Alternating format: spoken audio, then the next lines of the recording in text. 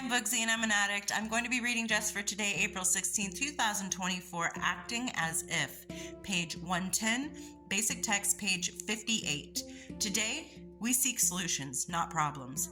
We try what we have learned on an experimental basis. The first time we heard that we could act as if, many of us exclaimed, "But that's not honest. I thought we were always supposed to be honest about our feelings in Narcotics Anonymous." Perhaps we can reflect on when we first came into the program. We may not have believed in God, but we prayed anyway. Or maybe we weren't sure the program would work for us, but we kept coming to meetings regardless of what we thought. The same applies as we progress in recovery. We may be terrified of crowds, but if we act confidently and extend our hand, we'll not only feel better about ourselves, we'll find that we are no longer so frightened in large gatherings. Each action we take in this vein brings us closer to becoming the people we were meant to be. Each positive change we make builds our self-esteem. Through acting differently, we will realize that we are beginning to think differently. We are living ourselves into right thinking of acting as if. Just for today, I will take the opportunity to act as if I accept a situation I used to run from. It's like the old adage says, fake it till you make it. What the heck is this literature trying to tell me? I thought I'm supposed to be honest about everything. I can't act as if anything except for what I know is true. We're always told, hey, be honest with yourself. Be honest with your experience. Tell people the truth. We've all heard it, addiction or not. We've all heard it once or twice in our life, probably a lot more, that the first step is admitting you have a problem. So how am I supposed to act as if as if isn't real? It isn't true.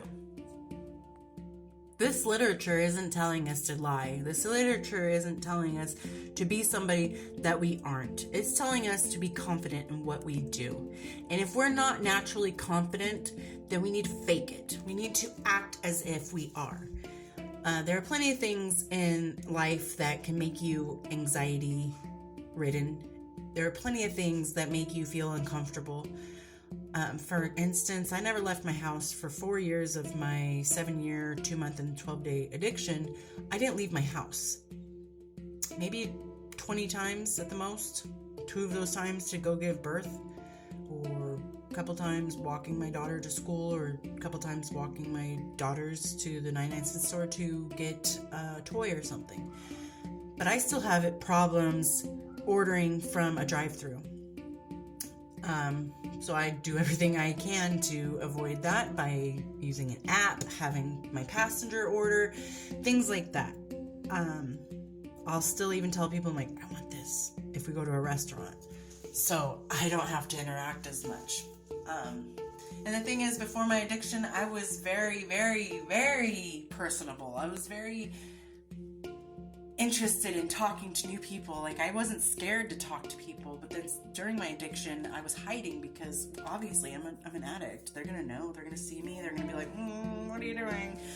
So that kind of ruined it for me, and I'm still working on it. My job now requires me to interact with people on a daily basis. I'm the first front line of seeing a doctor, whether it's an appointment you have or an urgent care visit you need. And I have to act as if I am confident, as if this is how I naturally am, and that I'm okay with the public approaching me. So whatever it is, if you're, afraid of cooking because, oh, what if I suck? Or you're afraid of driving because same thing, or what if other people suck? Anything. I'm afraid of painting this picture because it's going to come out ugly. Be confident. Be like, no, I got this. This is good. This is going to be all right. I like this. Yeah, I got this. No, that's cool. And when you're confident like that, eventually you're going to tell your brain and teach your brain to remember that the last time we did this, we did a good job. I was confident. I was okay with this. We're going to do it again. And eventually you're going to learn that the things that scared you aren't that scary anymore. You're not lying to anybody. You're teaching yourself how to recover and how to be confident in yourself and to accept yourself and love yourself. and not second guess yourself, because second guessing yourself, it's going to do nothing but cause you to be depressed, lacking in a lot of areas of life. Like, I don't want to do this, I don't want to do that because it's not going to be good. You're going to be pessimistic about things, and it's really important for you to be optimistic during your recovery, because healing, it takes time. But if you're pessimistic about your healing, it's going to continuously feel like it's taking forever. When is this going to be done? And the truth is, recovery is never going to be done. We're going to be recovering for the rest of our lives. So it's up to you if you want to recover under a dark cloud of I can't, or if you want to be in the sunshine knowing that you can. So it's really up to you on how your recovery is going to be and what kind of journey you're going to be on. If it's going to be a pleasant one or if it's going to be a chore. Some days it's going to feel like a chore, but for the most part, you should aim for it to be a good time, a nice journey, a nice scenic route you're taking. And even on the bad days, you can find the good, because you're acting as if, okay, you know what, this went wrong, but I know that I can do better tomorrow, or in this moment I can do better. And the more you start to tell yourself that things are going to be okay, that you're going to get through this, the more you're going to start to believe it, because the more it's going to become true. Because you're going to teach yourself that even on the days you stumble, you still know how to stand back up and walk. So, just be confident in what you do. Face the world head on.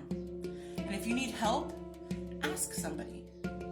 Nowhere in that literature does it say that you have to act as if, you're confident, or act as if, you could do something that you never thought you could, but you can't do it with anybody's help. You have to do it by yourself. You can ask for help. You can ask somebody, like, hey, you know what, I want to do this. What do you think?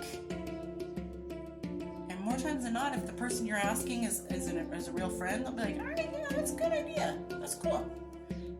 Provided it's healthy and not something that can hurt you financially, physically, emotionally.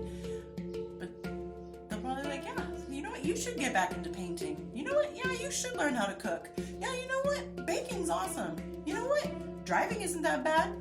You know what, you should order the food today. And have some support. Just remember that you can do it. Look how far you've come already. You can do it. I hope you're doing well out there, and I'll talk to you later. Bye.